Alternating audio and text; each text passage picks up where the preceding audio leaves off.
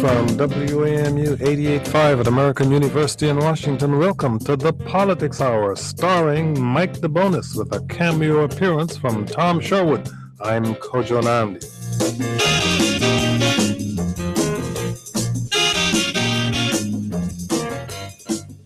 Later in the broadcast, we'll be talking with Graylin Hagler. He is an at-large candidate for the D.C. Council. He's an independent candidate. But first, we're going to be discussing last night's mayoral debate. If you have questions or comments about that, you can call us now at 800-433-8850 or send email to kojo@wamu.org. Mike DeBonis is our guest analyst today. He's a reporter for the Washington Post. Mike DeBonis, thank you very much for stepping up to the plate. Thanks, Kojo. Always a pleasure. And speaking of stepping up to the plate, it's my understanding that that's what Tom Sherwood would like to do at National Park today, but it's also my understanding that he's not there yet. Tom Sherwood is our resident analyst. He's an NBC4 reporter and a columnist for the current newspapers. We expected him to be joining us from National Park, but he hasn't gotten there yet. Tom Sherwood, how's it going? Well, I'm very excited about going, but it's a little early. The game doesn't start till 3. I'm ironing my red T-shirt so it'll look nice if I get stuck on some TV camera. I thought you'd be there at 9 o'clock this morning. I have my tickets. I don't have to stand in line. And you don't live that far away from the park. What are you anticipating at the park today? Well, I think there's going to be a lot of excitement. I think a lot of people were, 2 years ago in 2012, the team got into the playoffs and it ended badly with the St. Louis Cardinals. But we're hoping to do more. I mean, this is a great thing for the whole region. 2/3 of the people who go to the Nat Stadium are from Virginia. The Post had a great map that showed a lot of people in Maryland are still oriented towards the Orioles. But for this region, this is a team we can support without having to worry about saying its name. What are you anticipating for the result of today's game? Care to predict a score? No, it's kind of like predicting elections. I don't think it's a good thing to do. And I'm glad you mentioned elections because that's what we're here to discuss today, the upcoming mayoral election about which we had a debate last night at NPR headquarters. Tom was one of the panelists in that debate, and Mike DeBonis, you were on hand for the debate. What are your general impressions? Well, we've had one debate already, and the first debate was very much, it was a bloodletting of sorts because we had, this race has been going on for 6 months, supposedly, since the primary. None of them had been into a room together, at least in a way where they were interacting with each other. And there was all of this sort of tension and almost excitement that had to be sort of resolved in that was what happened on the stage of this auditorium at American University. I think, some of the butterflies were out a little bit more, were out of people's stomachs a little bit more last night. People, I think the stakes have been a little better defined since then. And, the thing that really defines these debates more than you might say a presidential debate or a gubernatorial debate is that these three people know each other really well. When Barack Obama and Mitt Romney get on a stage together, they don't know each other. They've never really been in a room together. They know each other through briefing books and files, and they're abstractions in a lot of ways. They're just maybe a collage of issues and talking points that they disagree on. Muriel Bowser and David Catania and Carol Schwartz have been in rooms together for hours and hours on end. They have history. They have history, and it colors everything in every discussion they have. And as we saw last night, there were what many people would consider digressions that they couldn't help but have because everything is colored by these relationships that they've had over the years. So that was very much on full display. I want to talk about one of those digressions for a second before you weigh in, Tom, unless you want to give general impressions first. Well, I think Mike's right that these are people who know each other, but I do think on the radio, I've heard from several people who are not aligned who have said they thought Catania sounded better on the radio, that Bowser came on strong when she challenged Catania for criticizing her for a very weak council record or her aggressiveness on addressing issues. And and she keeps hinting that Bowser keeps hinting this is somewhat sexist to criticize her. And so I thought that was an interesting context of it. For Carol Schwartz, I thought she came on more like a third-party candidate because she is trailing in all the polls that have been here. And that digression, if you're going to go to that, where we ask about with Carol Schwartz, you were. Oh no, that's not the digression I was going to go to. The digression I was going to go to, the digression I wanted to go to was the one you initially mentioned, because in the context of Mike DeBonis talking about these candidates knowing one another and me saying they having history, that has a lot to do with this exchange that you will hear, or this remark you'll hear from Muriel Bowser in response to David Catania's ongoing criticism of her. There's a difference between an uninformed platitude and actually doing the heavy lifting. You know, I've had about enough of Mr. Catania and his uninformed, and she doesn't have the intellect, and she's not smart, and she's a puppet, or the Democrats in the city are a puppet. People have had it. What do you mean, Mr. Catania, by uninformed platitude? You know what he means, Kojo. Well, I'd like him to say in simpler terms exactly what he means. Ms. Bowser, may we have a respectful debate where we don't talk over one another? No, because I think that's the way in which we're going to continue to refer to me as uninformed, then I will continue to respond to you. Mr. Catania, please continue and try to avoid any disrespectful comments. I don't think it's disrespectful to state the obvious. No, sir, it is disrespectful, and the voters will let you know how disrespectful it is. One at a time, please. The Alice Deal for All sense of the council, which comes with no resources, no plans, and no thought, is not a plan forward. That's just a bit of the exchange that Mike DeBonis was referring to. Tom? Yeah, well, and I think that's when Bowser says uninformed platitudes, or when Catania says that, and she responds that that's disrespectful and that Democrats are not puppets. Bowser is trying very hard now to do what is most normal in an election. In these final weeks, she needs to bring the Democrats home to make sure that they'll vote for the Democrat. And Catania keeps saying she has no record. She wants you to vote because you are a Democrat. And I think, that poll, I just don't know how good that poll was that shows them only about 8 points apart, is indicative that this race will tighten. Will people go for the third-party candidate, Carol Schwartz, essentially, or will they say, I'm not going to vote for her whether I like her or not because I need to decide the race between Catania and Bowser? And that's what's going to be interesting in the next few weeks, as we'll see Bowser, who has far more money and probably better organization. She'll probably outspend 4-1. When you get something in the mail, you'll get 4 Bowser pieces to 1 from Catania. Will that make a difference? I think that the post Channel 4 debate, which will come on October 15th, could be decisive in how this plays out in the last final weeks. You can see video clips of the debate at our website, kojoshow.org, where you can also watch today's live video stream of the conversation that we are having. I always thought that the phrase Alice Deal for All was a slogan that a lot of people could easily relate to and catch on. Hearing it described as an uninformed platitude was a bit of a surprise for me. But what underscored that discussion, regardless of the specific words that were used, Mike DeBonis, is the ongoing tension between those two candidates and the fact that they don't seem to much like each other. They don't like each other, and they're both trying to battle these sort of narratives about them, even meta narratives, which is that David Catania has a substantial record, but he's unlikable and can be very over aggressive and ill-tempered. And for Muriel Bowser, it's someone who's likable and gets along with everybody, but doesn't have a substantial record and doesn't have the vision for the city necessary. And those impressions may not be true or not, but they are both things that both of those candidates are trying to transcend. And that's what you saw underscoring that exchange. And really a lot of what you heard during the debate yesterday. And I think that particularly with Muriel Bowser, you heard her on several occasions jumping in and returning to subjects that I think, and I have the distinct impression, that are informed by her polling, that she's tested these messages and she thinks she knows what works against David Catania. She went back to talk about the job he had.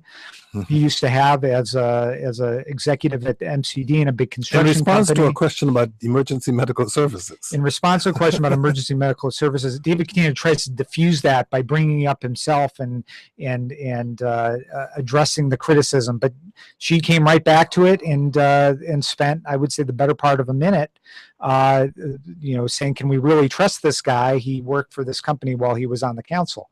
Mike DeBonis is our guest analyst today. He's a reporter for the Washington Post. Tom Sherwood joins us by phone. He is our resident analyst. He's an NBC4 reporter and a columnist for the current newspapers.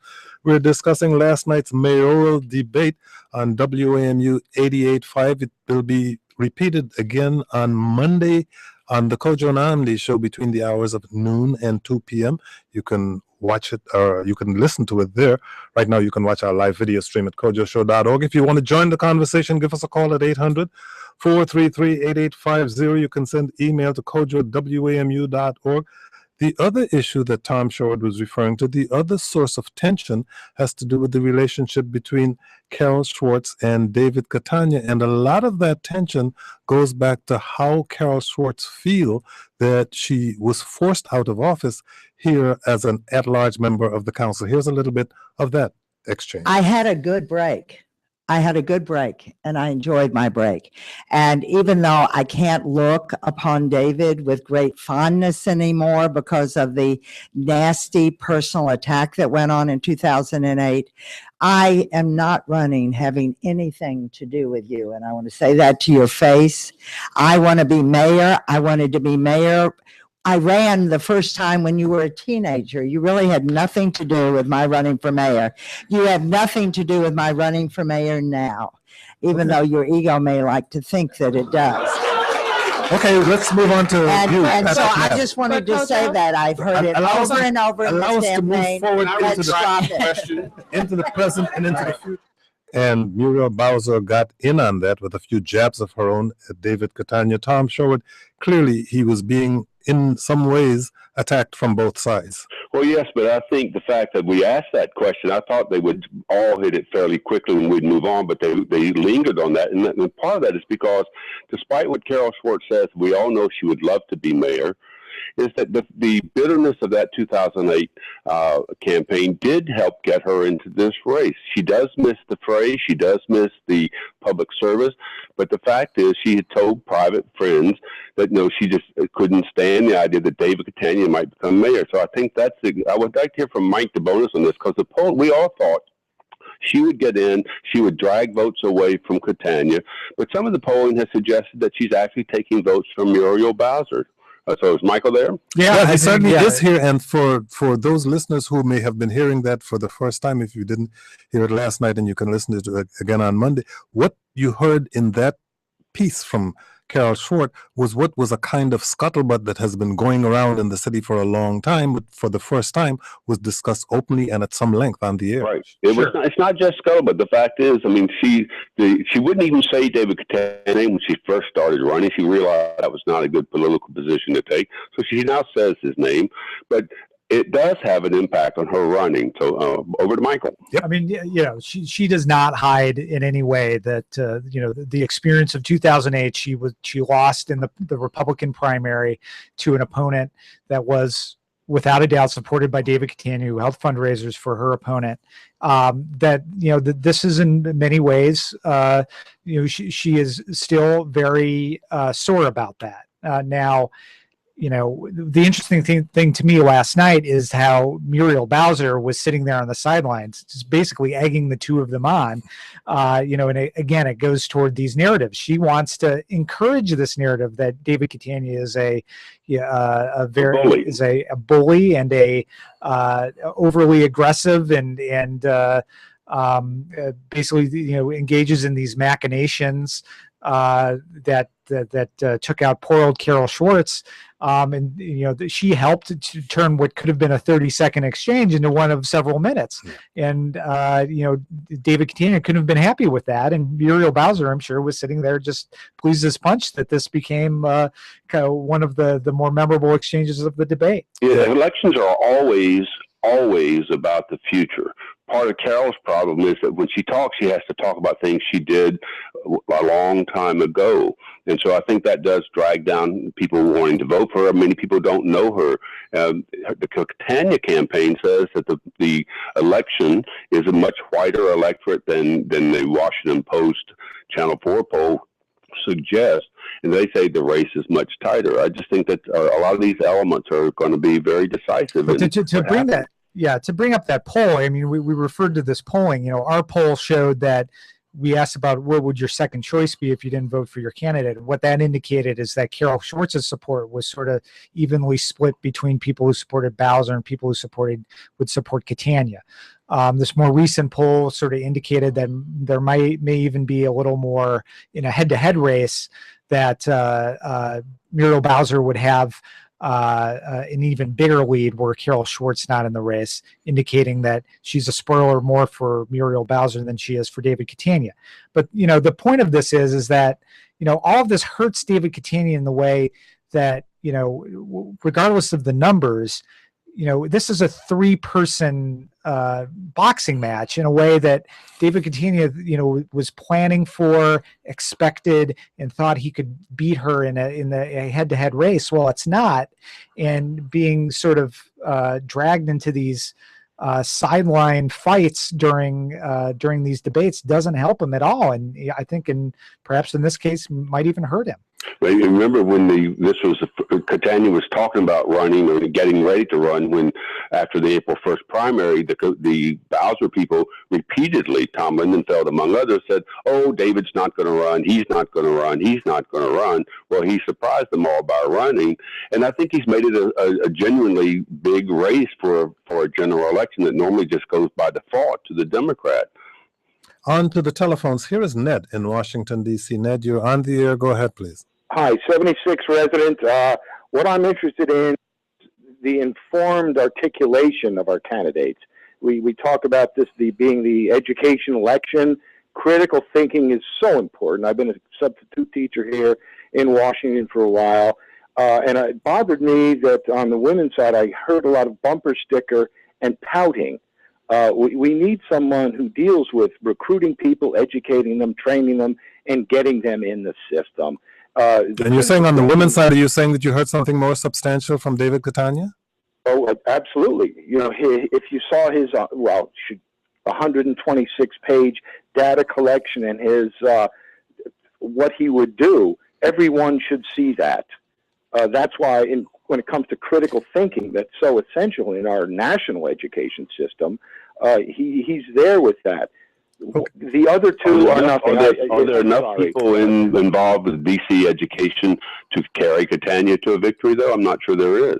Well, there was, in my view, some substantial discussion of education last night, regardless of how you characterize the various viewpoints that were put forward. One of the good things was that we had a 2-hour debate and therefore had sufficient time to dedicate to these issues. Do you think that in Mike DeBonis, that David Catania's and he's using education as his primary issue in this campaign. Do you think he was able to do well on that last night? I think he was, you know, he was good in talking about what he has done in the past 2 years as chairman of the education committee. I think that gave him some heft and some gravitas on the issue that Muriel Bowser couldn't match. I think that, you know, it's a good talking point for him to say that, you know, Muriel Bowser said when she was first elected to the council that education would be her #1 issue, and she really hasn't been active in passing legislation in that sphere.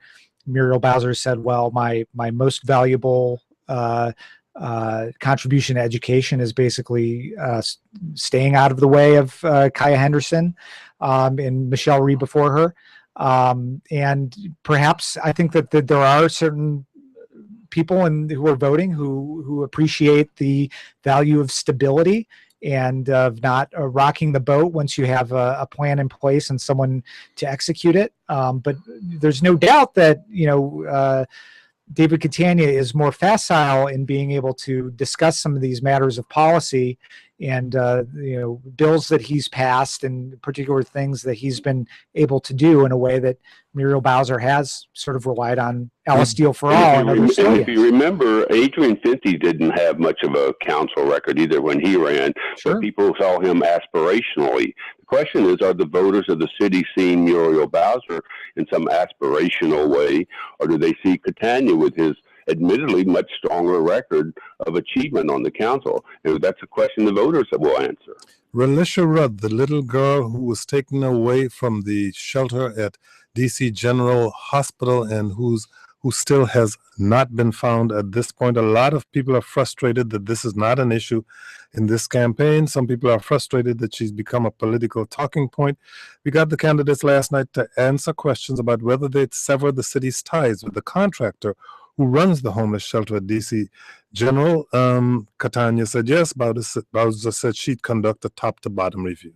I would do a top-down review. With January 2nd, we're going to be in the middle of hypothermia season, and we know from last year the conditions at DC General were deplorable, and we certainly know that the disappearance of this beautiful child is nothing that we in the District of Columbia should accept, and we have to move with great haste to make sure we put all of the changes in place to have a safety net that is just as strong as possible. This is a big contractor who has failed to do the job that needs to be done to keep children like Relisha safe. I thought that among the responses we got to that issue, Carol Schwartz's was the one that got the best response in the audience when she said that she would not have contractors do this job at all, that she would have District of Columbia government employees who could be properly vetted. I just don't know how, within today's budgetary environment, how likely or possible that is, Tom. Well, the fact is the city is very well off financially, so if some mayor wanted to bring that in-house, that would be one thing. I think one of the problems I have with the Bowser answer on this is that she is running on many issues, whether it's the homeless issue with the community partnership, whether it's the soccer issue, or whether it's development, and the issue about Park Southern, all those. She says she'll review it, she'll bring the people together, she'll do top to bottom reviews. And someone said to me, who was not for any of the other candidates, she's running to be the mayor, to be the executive, to make decisions, not to be a council member who's going to review policy. She needs to make decisions. And I think that is a problem for her. And often she says she will review it, she'll bring people together, she'll do these various things. Those are not executive level decisions. Well, Tom, you know who she sounds like is Mayor Vince Gray, who's a solution to almost any complicated problem is to bring a task force together and come up with a report, which, I will say is not always the wrong answer. Now, the question is that the right answer at DC General? Well, we're at I think she made the very good point that here we are in October 3rd. Hypothermia season starts momentarily. They're not going to fire the community partnership today because no one knows what could possibly replace it. No, but and I think Schwartz said she would go in at least, if you're going to have DC General, why in the hell, she says, why can't we at least have a clean, safe place? If that's going to be open, then let's do more to make that a more hospitable place for the human beings that are stuck there. Here is Ali in Washington, D.C. Ali, you're on the air, please.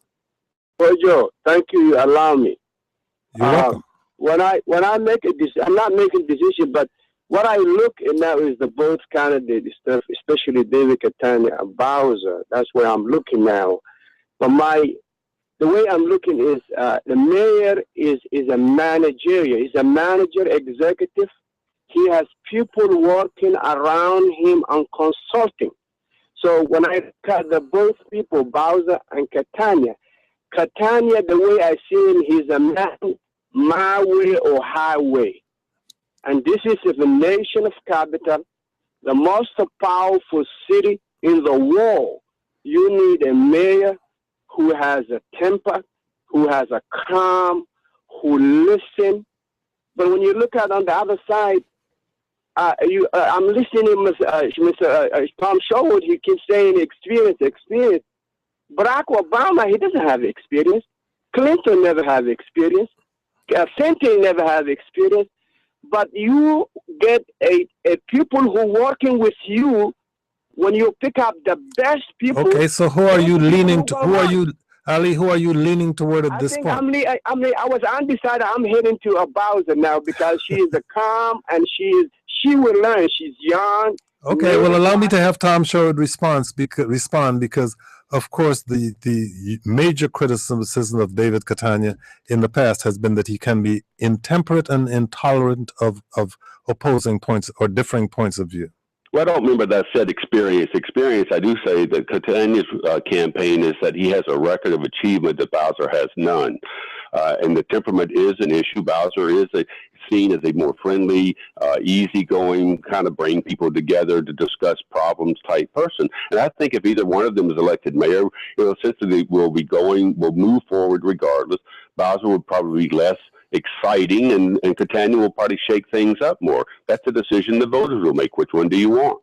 Well, there was one thing last night that no one really expected, and no one certainly expected the candidates all to agree on anything, but there was one thing they agreed on. In an effort to fill some time when we were running out of time, I asked Tom Sherwood to ask all of the candidates a question that they could answer in a short period of time, and in typical Sherwood-esque manner, here's what they had to answer about what their favorite Halloween costume was. What, as a child, was your favorite costume for Halloween?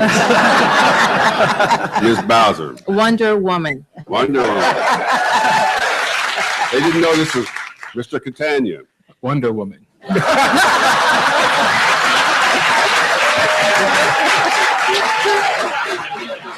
And I actually was going to do the same thing. Wonder Woman. Well, that was probably the best line of the night, those lines.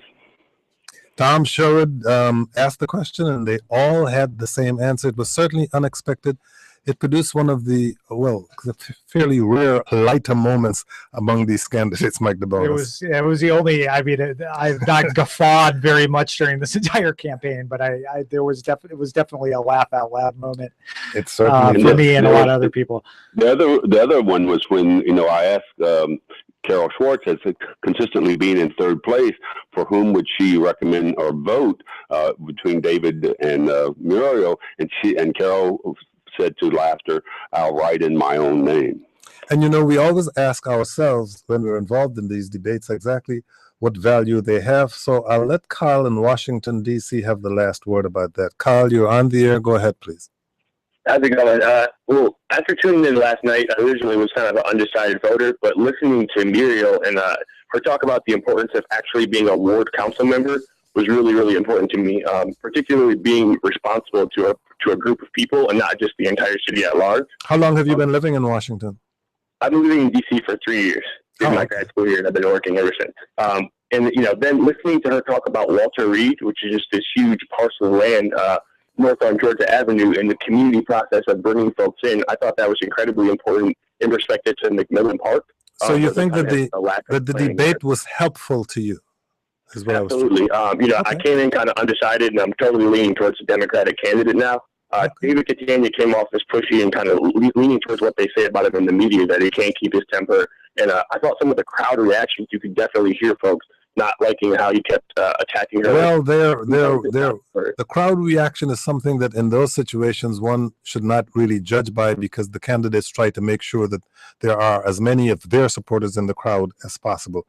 Tom Sherwood, thank you so much for joining us. Look, I'm out of time. Yeah, you're out of time. We have to move forward. Tom Sherwood is our resident analyst. Game. I hope you guys have a great time. Go Nats. Have fun at the game. Bring home a winner, Tom. He's an NBC4 reporter and a columnist for the current newspapers. Mike DeBonis is our guest analyst today. He's a reporter for the Washington Post. Joining us now in studio is Graylin Hagler. He is an at-large candidate for the D.C. Council. He is an independent candidate. Graylin Hagler, good to see you. Good to see you. It's good to be here. If you have questions or comments for Graylin Hagler, give us a call at 800-433-8850. You can send email to kojo@wamu.org or shoot us a tweet at Kojo Show. You said recently that it is a moral sin to have any homeless families in D.C., that there's vacant public housing and opportunities to house some of them that are not being taken advantage of. What do you think of Wednesday's article in City Paper about so-called hoarding of vacant properties in Anacostia and elsewhere by the Department of Housing? What do you think should be done? obviously, I mean, those housing, they've been sitting there. Some of them on city payroll. I mean, city inventory. Some of them on public housing inventory, and just sitting there basically vacant, because one of the things is that we always have this mantra about public-private partnership, and a lot of these properties are being conveyed over to private developers when in fact we got this homeless family situation that we all stand about and we feel horrible about, get people packed down in DC General, when in fact we could begin to alleviate some of those problems by bringing some of those units back online, filling them with family, making sure that they're up to par in terms of code, as well as invest money into public housing because that's the only thing that you can truly expect to be affordable. Because everything else has some market influence in it. Public housing, you have control over that. It's for the public good. But the fact is public housing right now is under attack because there's all this attempt to try to privatize them, just like we've privatized everything. And most of the residents who buy into the formula of public housing, in a sense, being rebuilt, will find out that they're going to be left out of the formula entirely and will not be able to return to the community. Notice how I jumped straight into the issues. I didn't start by asking you why you wanted to be an at-large council member. I feel that your views on these issues are more important than the broad general questions. Here's Mike DeBonis. Oh, Mike DeBonis, afraid of him. Reverend Haggard, well, thanks so much for laying out that issue so well. You mentioned public housing being under attack. I think you're referring to some of the redevelopment plans that have been put forward in the city. But we're seeing public housing under attack, not just locally, but on the federal level. We've seen levels of federal funding for public housing decline. What's the solution when our local leaders can't rely on the federal support they've been relying on for so long? What's the solution to make public housing viable again, to rehabilitate some of these communities that have become dilapidated? How are we supposed to do that? And if it requires additional funding from the city, where's that going to come from? Well, one of the things is that we can't keep talking about home rule and autonomy and then act like continuously a colony. The fact is that we need to make that investment on our own in terms of the housing opportunity and diversity that is available for our residents. And there will always be excuse. And in fact, we've always used the federal government as our excuse when we don't want to do something, to say that the funds are not there, the funds are not available. I would say historically, the vast majority of funding for public housing has come through the federal government. Well, some of it, the vast majority of it, some of it, because we also have investment in there, and we actually even control units, right? There are units that are not in house public housing, but there's units that's in the city's inventory. And the fact is that's vacant, as well as a lot of the public housing being vacant. And so in a sense, we don't have a commitment, and that's my demand is that we have a commitment to bringing that housing stock back onto the market, into the inventory, and open it up so that families can have access to it, so that we can keep a city that's truly diverse and not just a city that is made up of those who have opulent wealth. So let me press you on this. Where do the dollars come from? Where do you see shifting the dollars from other programs or creating new revenue to fund these things? Well, one of the things is that me and the mayor, we were in an argument, and recently the mayor said, well, we've been in a number of arguments, obviously, right? But the mayor said to me, he says, concentrated poverty doesn't work. And that just shows you that where they've been. And I had to remind them that I was a product of concentrated poverty. It may not have been public housing, but most of the people in my community, in my neighborhood, didn't have 2 quarters to rub against each other. So the issue of success is not based upon you being poor. It's based upon a community being a nurturing place, a community being a place that helps their young to advance. Those are the types of things that we need to address. You got housing, you got the Housing Trust Fund, for example. Some of the monies could be applied from there in terms of guaranteeing public housing. The other thing is you can also look at the development that's coming on and really get serious about bringing folks and making folks responsible for the public good in terms of providing the kinds of units, not the kind of units that you can't live in unless you make $50,000 or $60,000 a year. But what about the families in the sense that making $40,000 and $30,000 a year? You feel that in the past, our elected officials have not been serious about telling developers that they have a commitment in addition to whatever it is they want to develop, to providing housing that is affordable and housing for the poor? our elected officials have been beggars, begging folk to come in, pleading for folk to come in. And even when the whole atmosphere changed and everybody was breaking down the door to come in, they still remained beggars, begging folks to come in. I mean, it's just like the whole thing when we were talking about with the Walmart example, right? Walmart coming in, Walmart's got all these stores. And because they were threatened with the Large Retail Accountability Act, which I was very much involved in, and they said that we're not going to build the rest of the stores in D.C. And everybody began to plead with them. They were coming to D.C. just like every other business is coming to D.C. because there's money to be made in the town, and folks know that. Folks understand that. All of this development that has been going on is because there has been money to be made in the town. But my problem with our elected officials is we have not talked about community development. We've only talked about economic development, and economic development has been these big box stores and all of these national and international chains coming into DC, but we haven't talked about the little small average business that's been there through thick and thin, the ones that survived through the crack epidemic, the ones that survived through the turn down in the market. And we need to begin to look at how we also nurture those neighborhood community infrastructure, as well as equip people to be able to have jobs and the type of middle class incomes that allows them to stay in the city and be committed to the city. Our guest is Graylin Hagler. He is an at-large candidate for the DC Council. He's an independent candidate. If you have questions or comments for Graylin Hagler, give us a call at 800-433-8850 or send email to kojo@wamu.org. Mike DeBonis is our guest analyst today. He's a reporter for the Washington Post. You mentioned people being able to have livable incomes. You've been endorsed by DC Working Families. Its executive director said that if you, Graylin Hagler, and Alyssa Silverman were elected, maybe a higher minimum wage could pass without having to go on the ballot. What would be your strategy for convincing the other 12 members of the council, if you are elected, to go for that? Well, it would be what we did with the Large Retail Accountability Act, which was we educated the community so that when everybody looked at the numbers out there, even though the council didn't go the way the public wanted them to go, the public felt, the vast majority of the public felt, voters felt, that the LRAA should have passed and it should have been overridden by the members. And again, we got the minimum wage that went up on July 1st simply because they were so much on the wrong side of the Large Retail Accountability Act that you ended up with a unanimous vote in terms of the minimum wage. The fact is that I will continue to organize in the community. I will continue to make the community aware of the kinds of issues that we're facing on the council. And one of the things is that when we really start talking about grassroots participatory democracy, it's a matter of the public being informed about what's really going on, be equipped to make the arguments, be equipped with the facts, because people really end up making the change. Well, let me ask you this, Reverend Hagler. Given the scenario that you described, where the failure of the LRAA paved the way for this minimum wage increase, the alternate scenario where we had Walmart employees and some big box workers making $12.50 an hour, but everyone else remains stuck at that $8.25 minimum wage, would that have been a better scenario? Well, one of the things that I was focused on, I grew up in small business. I grew up in a corner grocery store.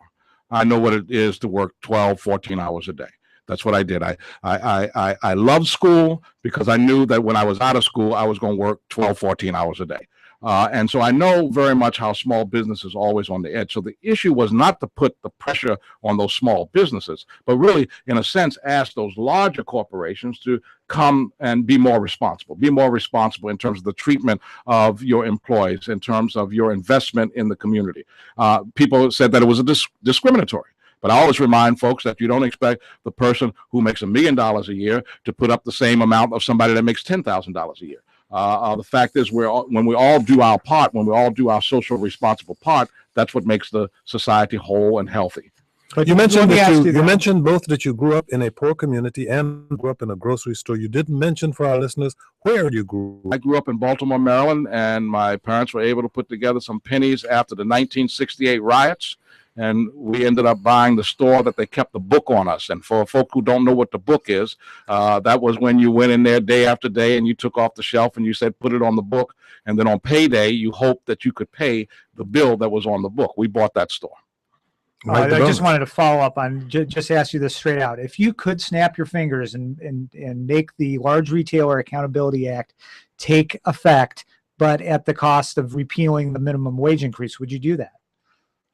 Well, I think we're where we are now, and I think we go from there, and we continue to push. We continue to push now for the minimum wage. I mean, the collective wisdom on the council was that they needed to increase the minimum wage. Everybody agreed with that. That was a non-brainer. But I think that we need to go upwards to at least $15 an hour. $15. That's the minimum. And at what point in the future, how would you phase that in? Or when would we get to $15 an hour? I think that you look at an incremental phase in. I mean, whether it comes up annually in terms of an increase until you get there annually, and then link it to the consumer price index or something like that. That's a solid objective measurement.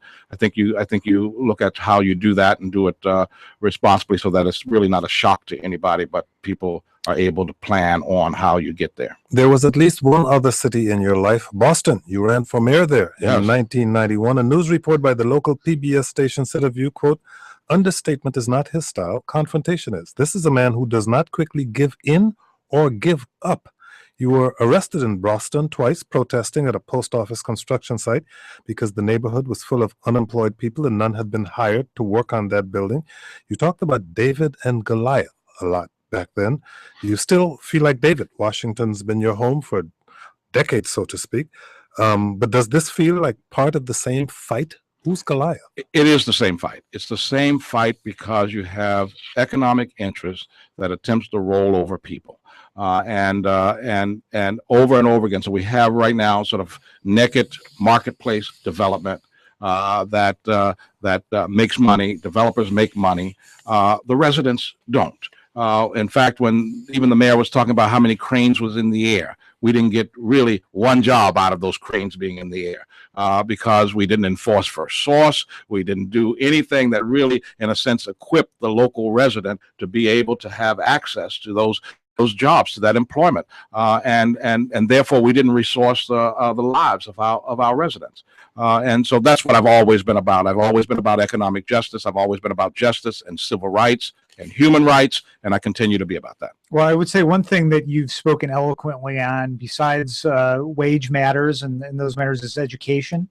You've talked about how you're not happy with the direction that education reform, so to speak, has taken over the last how many now? 6-8 years in the city. Talk about that, because when we talk about DC residents not getting these construction jobs or other jobs in this economy we're seeing, isn't that's an educational failure? How would you have done education reform differently 10, 15, 20 years ago, so the people who live in the city now could get these jobs that we're seeing being created all around town? What don't you like about the education reform that we have been dealing with since I guess 2008 and the Fenty regime? Well, we've been 2006. We've been dealing with that for some 6 years at this point, right? And one of the things I want to point out is that yes, there's an educational issue that's afoot in our city if we're going to try to bring people to some place of being equal to one another. But it's also a racial issue. Because when we look at failing schools, where we call failing schools take place and exist in poor Black communities, right? And in fact, all the school closings took place, not in white communities, but in Black communities. We have a race issue in this town that we never really want to address. And unless we address it, we're going to continue to, in a sense, to get further and further away from each other.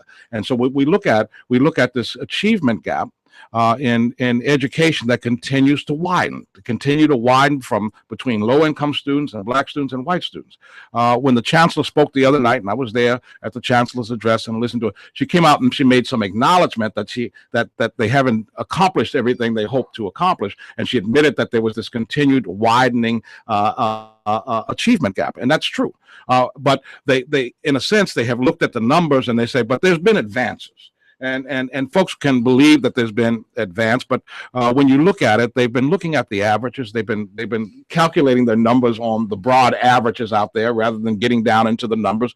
School reform was intended really to help disadvantaged students, poor students, Black students, Latino students. And the fact is what we have discovered is that right now in 4th and 8th grade reading levels, you look at 28-point increase for white students, but and higher income students, but only a 2-point increase. What would you do differently? Well, one of the things you do is that we've been engaged in our so-called reform of penalizing the educator, of having this top-down corporate model where people cannot have real input in what takes place in their children's lives. Parents can't even really have good input, and parents know what their children need. And educators who have been experienced, they know what the educational process is, but they've all been put into a straitjacket because of this top-down model that applies one approach to education all across the city.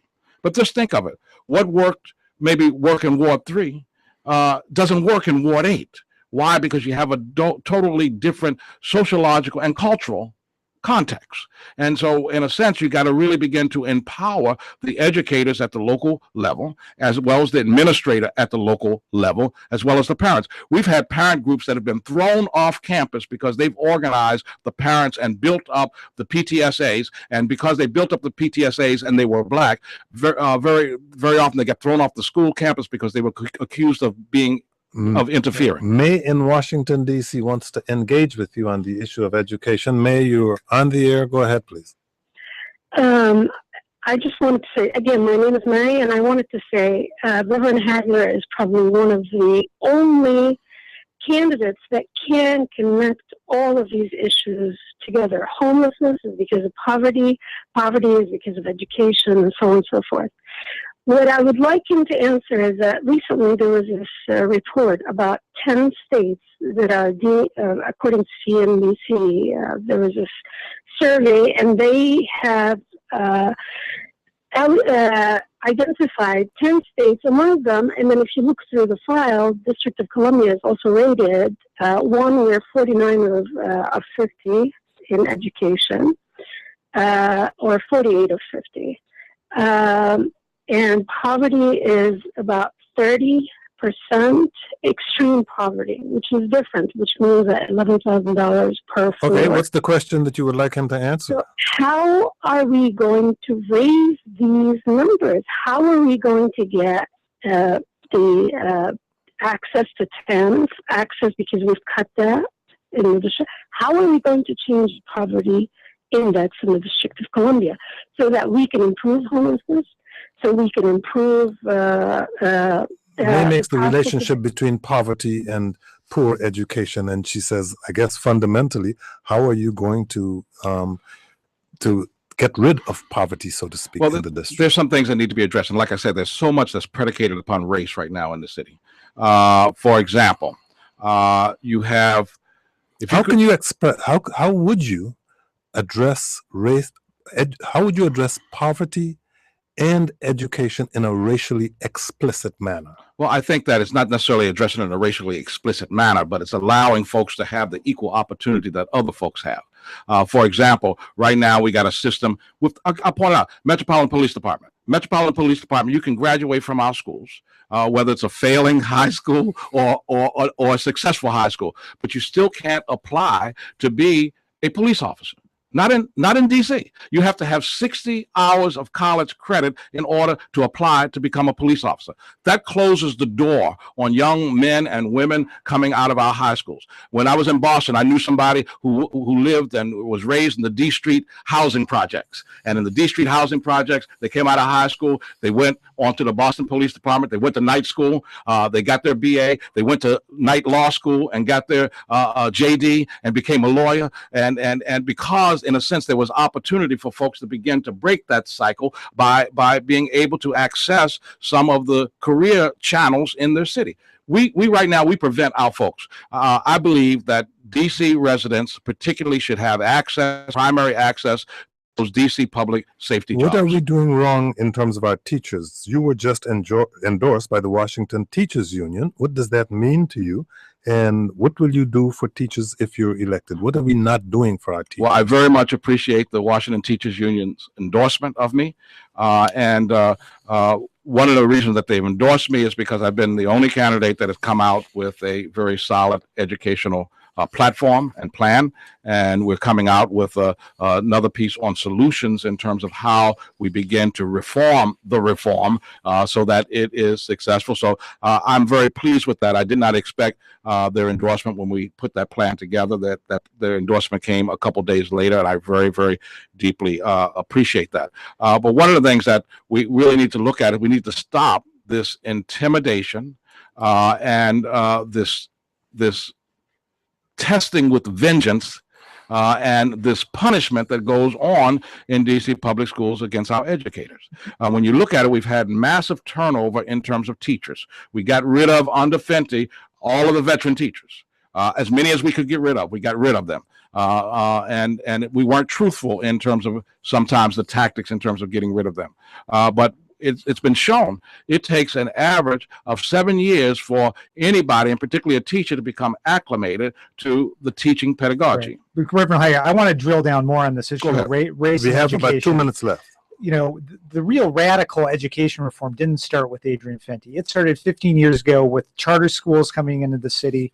I want to hear what are your thoughts on charter schools? Because the vast majority of children in our charter schools are Black children who are being pulled out of traditional public schools by choice, right, and put in these schools. Would you change anything? How our relationship between our different types of public schools? Right. We understand 44% of DC PS is in public charter schools today. That's what I understand in terms of statistics I've seen. The reality is that we cannot sort of go and say, oh, public charter schools is the answer to everything, because in a sense they don't have to take everybody like traditional public schools have to take everybody. And so in a sense, the paradigm that they operate under is that they take the cream of the crop. And what would you do to change that? How would you change this relationship? I think that you look at how you equalize resources. Public charter schools can go into the philanthropic world and find special types of grants and things like that. I think you got to look at the equalization of the resources. You got to put more resources where schools are failing. You also got to distribute it, traditional public schools as well as public charter schools throughout your community, so that they're able to serve the community. Just about out of time, but there's one thing we got to discuss. Yes, sir. Talking baseball, Blazewski, Campanella, talking baseball. You're from Baltimore. Does that mean if there's a World Series with Baltimore and Washington, you're going to be back in Baltimore? Well, my father will be watching from over there. I'll be watching from here. You're on both sides of the issue. Graylin Hagler is an at-large candidate for the DC Council. He's an independent candidate. Graylin Hagler, good luck to you. Thank you. Thank you both. Mike DeBonis is our guest analyst. He's a reporter at the Washington Post. Mike, thank you so much for joining us. Thank you, Kojo. And thank you all for listening. I'm Kojo Nam.